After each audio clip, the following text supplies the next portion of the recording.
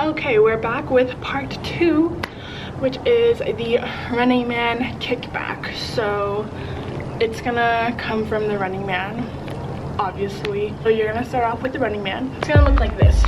1, 2, kickback. 1, 2, kickback.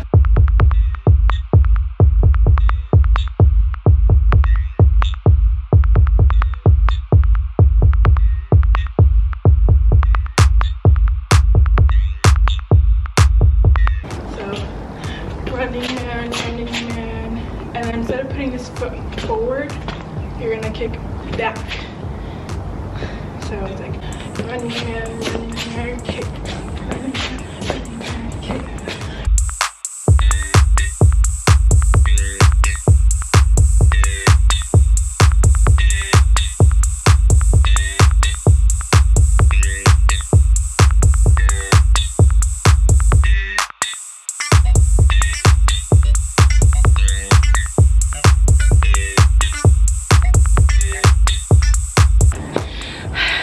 That was a kickback. I think I'm gonna post this both on my YouTube and my IGTV, but if you watch on YouTube, you can like slow down the playback speed so you can watch it like slower.